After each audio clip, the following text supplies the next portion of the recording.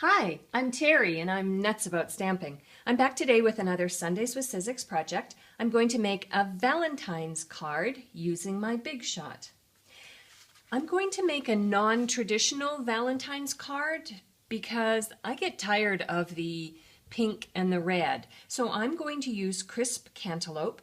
I've cut a piece of cardstock that's 11 by 4 1/4. I scored it at the 5 1/2 mark. And then what I did was I cut 1 inch off the front of the card. The reason I did that is because I have a piece of Watercolor Wonder Designer Series paper that I want to adhere on the inside of the card so that when the card is closed, it adds a really nice decorative touch to it. So I'm going to bring in my snail adhesive, and actually this Watercolor Wonder Designer Series paper is so beautiful you could use the front or the back, but I'm going to use the zigzags because I like to have a little pattern on the front. There we go. All right, so the next thing I want to do is use my Big Shot to create an embellishment layer for the front.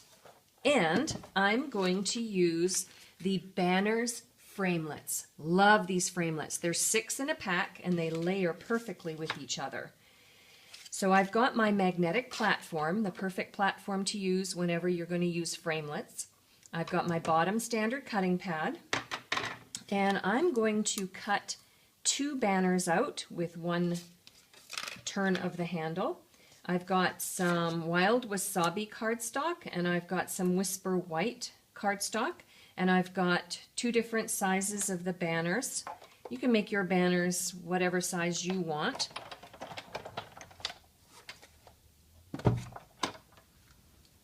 Okay. Woo, big mess. There we go. First time that happened, I thought I was breaking my Big Shot.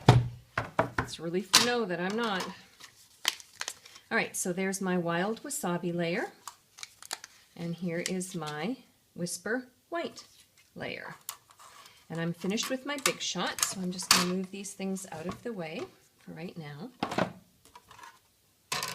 And now I'm going to work on completing my card.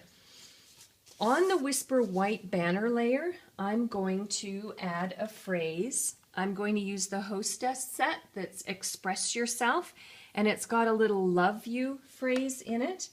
I've mounted it on clear block G.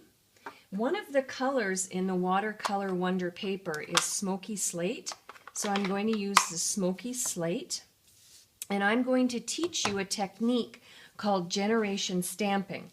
I'm going to ink up my love you phrase 1 time, but I'm going to stamp it 3 times down on my cardstock. So there's 1, 2, and 3. Each time my phrase gets lighter and lighter, which I like that. So this is 1st generation, 2nd generation, 3rd generation, and that's a technique called generation stamping. Now the next thing I'm going to do is attach the Whisper White layer to my Wild Wasabi layer.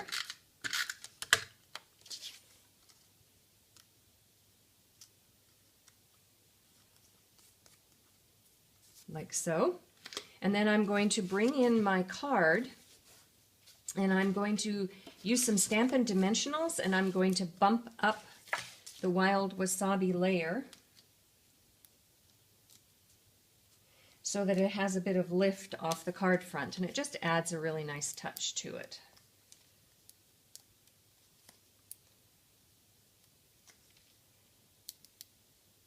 Okay, I've got my Stampin' Dimensional tails off. I'm going to put it at a jaunty little angle, like so. And then the next thing I want to do is I have a piece of scrap Whisper White cardstock, and from the Itty Bitty Punch Pack I've got the heart. So I'm going to punch out 7 hearts. 1, 2, 3, 4, 5, 6, 7. Last week I explained that having an uneven number of embellishments on your card is much more pleasing to the eye. I'm certainly not an art person, but that's what I've heard, so that's what I go with. So now what I want to do is just use some snail adhesive, hopefully. There we go. And I want to attach these hearts on the front of my card. Now I'm using my silicone pad because, as I explained last week, when you use it and you run your adhesive off the edge, it protects your paper that you're using to protect your table, and you can just rub any excessive adhesive off the silicone pad and it's ready to go again. For some reason, adhesive does not stick to the silicone. Okay, you can see that I'm just randomly putting my hearts around, and it just adds a really fun little touch.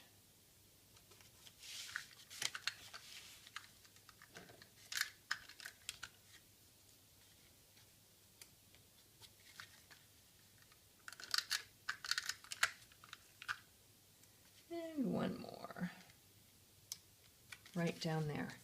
There we go. And then the final touch that I'd like to do is add a little bit of bling. So I have a brand new package of rhinestone jewels. And it's time to take them out and use them. So let's see. I think 1, 2, 3, 4, 5, maybe to there. I'm going to bring in my paper snips, and I am going to snip these rows. These 3 rows of rhinestone jewels are attached together with a little thread, so you can peel them off and attach them in a layer. And the key to do it, I think, is to do it nice and straight. Let's see if I can manage that.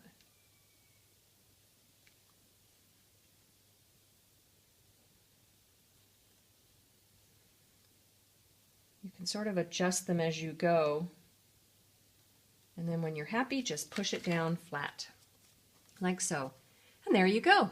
I've got a cute little Valentine's Day card to send to somebody special. For a complete listing of the supplies and the measurements I used to make this Valentine's card, please hop on over to my blog, www.nutsaboutsstamping.com. While on my blog, you can check out lots of online clubs I have going on. You can place an order for the products I used to make this Valentine's card. You can cruise through lots of other sample ideas, or don't forget to be a newsletter subscriber. I send out 2 or 3 newsletters a month with lots of other free project ideas. I'm Terry. I'm nuts about stamping. See you next time. Bye for now.